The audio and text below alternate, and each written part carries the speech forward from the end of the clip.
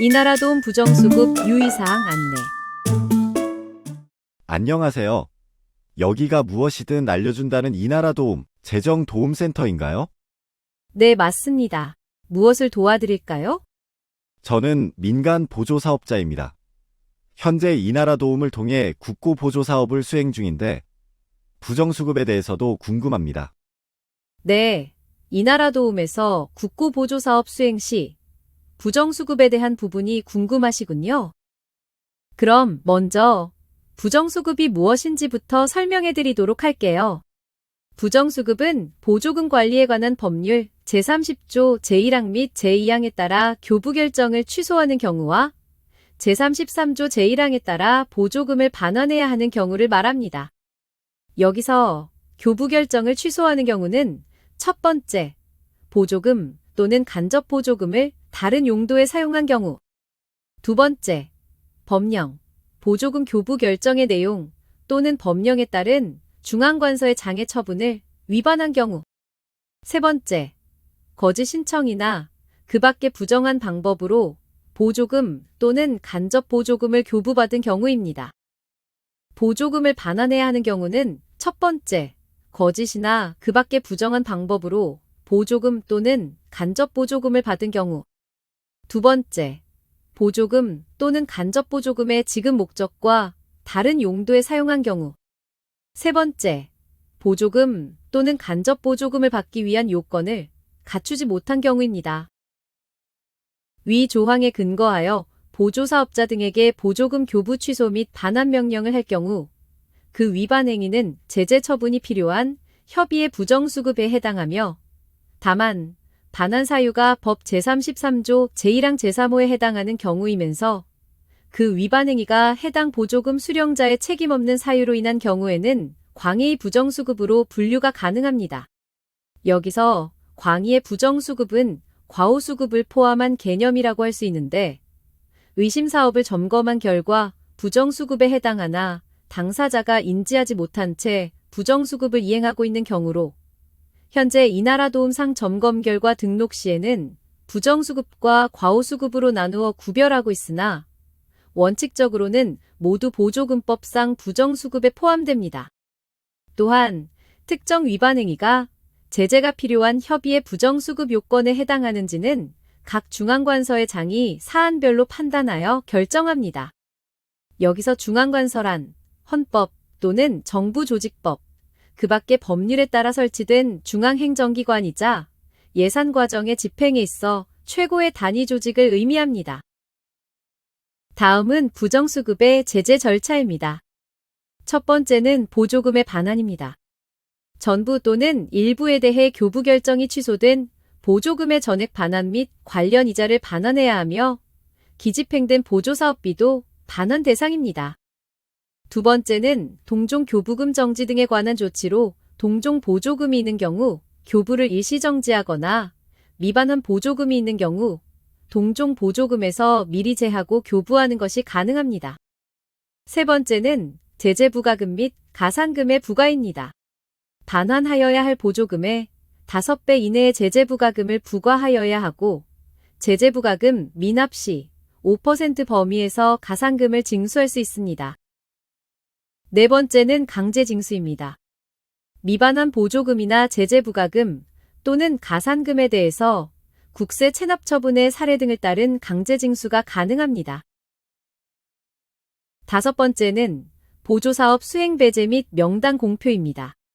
교부 결정 취소의 사유 및 횟수에 따라 보조사업 수행 배제 또는 보조금 교부 제한이 진행되며 중앙관서 인터넷 홈페이지에 명단 공표가 이루어집니다. 여섯 번째로 벌금입니다. 거짓 신청을 한 경우 10년 이하 징역 또는 1억 원 이하의 벌금에 처하며 용도의 사용 또는 중요재산 미승인 활용의 경우 5년 이하 징역 또는 5천만 원 이하의 벌금에 처할 수 있습니다. 그렇군요. 설명을 들어보니 부정수급이 무엇인지 이제 이해가 되네요. 그리고 꼭 의도적인 부정수급뿐만 아니라 과오수급도 부정수급에 해당한다는 것도 새롭게 알게 되었습니다. 또한 부정수급자로 확정되었을 경우에 제재 조치도 정말 여러 가지가 있다는 것을 알 수 있었습니다. 그러면 혹시 이 나라 도움 시스템에는 부정수급을 사전에 방지하는 기능은 없나요? 네. 당연히 이 나라 도움 시스템에도 부정수급 방지를 위한 기능이 갖추어져 있는데요. 신청 단계, 집행 단계, 사후 단계, 이렇게 단계별로 여러 차례 검증하고 있습니다. 신청 단계에서는 보조사업별로 속성 정보를 활용하여 중복 사업을 검증하고 무자격자의 보조금 수급을 방지하기 위하여 수혜 자격을 검증합니다. 다음으로 집행 단계에서는 국세청, 금융기관 등과 연계하여 거래 증빙 검증을 통해 부정의심 거래를 관리하고 있으며 마지막으로 사후 단계에서는 대법원, 국세청 등과 연계한 정보를 활용하여 보조금으로 취득한 중요 재산의 관리 여부 등 부정징후 모니터링을 수행하고 있습니다. 네. 이 나라 도움에서도 부정수급 방지를 위한 검증이 이렇게 이루어지고 있군요. 그럼 혹시 참고할 수 있는 사례를 몇 가지 들어주실 수 있을까요? 네. 그럼 조금 더 이해하시기 쉽도록 부정수급 관련 사례를 몇 가지 말씀드릴게요. 첫 번째 사례는 가족 간 거래에 해당하는 사례입니다. 사업지침 미숙지로 보조사업자 가족이 운영하는 업체와 전자제품을 거래하여 1,000만 원 상당의 과오수급이 발생한 사례입니다. 중앙관서의 보조금 관리 지침에는 가족 간 거래가 금지되어 있기 때문에 이를 위반하지는 않았는지 확인이 필요합니다.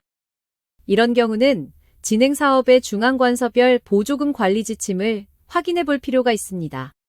참고로 중앙관서별 보조금 관리 지침은 상위 보조사업자에게 확인하시면 되고 국고보조금 통합관리 지침은 보조금 통합 포털의 소개 메뉴에 있는 보조금 관련 법령에서 확인하실 수 있습니다.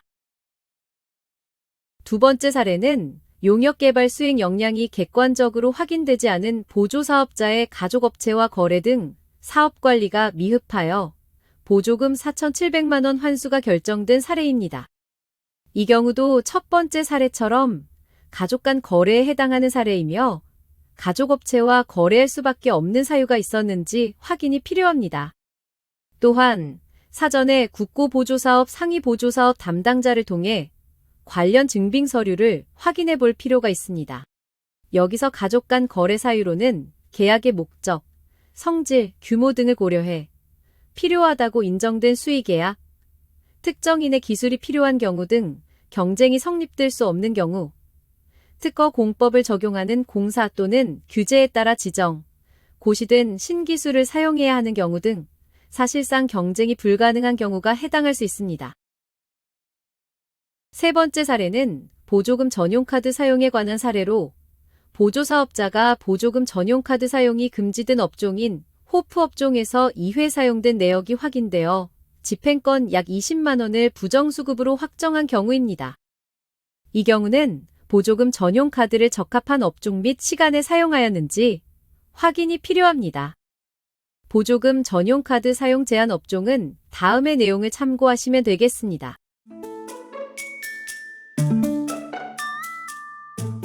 네 번째 사례는 보조사업에 참여하는 참여인력의 인건비를 최초 사업수행계획서에 명시한 금액보다 2배 이상 초과 지급한 결과 객관적인 소명 자료가 부족하여 소급분 약 1억 원을 부정으로 판정하고 환수 조치를 권고한 사례입니다. 이 경우는 최초 사업수행계획서와 동일하게 보조금을 집행하였는지 또한 상위 보조사업자의 승인 여부에 대한 확인이 필요합니다. 다섯 번째 사례는 법과 규정, 지침에 명시된 계약 절차를 무시하고 보조사업자 아무개 소유의 농업법인체와 수의계약을 체결하고 과다 집행하는 등 이미 처리한 보조금 2억 1천만 원을 환수 결정한 사례입니다. 이 경우는 보조금법, 국고보조금 통합관리지침 외에도 사업별 보조금 관리지침에 따라 적절하게 집행하였는지 점검이 필요합니다. 이렇게 5가지 정도의 사례를 말씀드렸는데 이해하시는데 좀 더 도움이 되셨나요? 네. 사례까지 듣고 나니 어떤 경우가 부정수급에 해당이 되는지 좀 더 명확하게 구분할 수 있을 것 같고, 혹시 실수로라도 부정수급에 해당하지 않으려면 어떤 부분을 조심해야 하는지 알 수 있을 것 같습니다. 도움이 되셨다니 다행입니다. 마지막으로 부정수급 예방 체크리스트도 있으니 한번 점검해 보시고 혹시 부정수급에 해당하는 사항이 있지는 않은지 확인해 보시면 좋겠습니다. 앞으로도 문의 사항이 있으실 경우 얼마든지 말씀해 주세요. 감사합니다.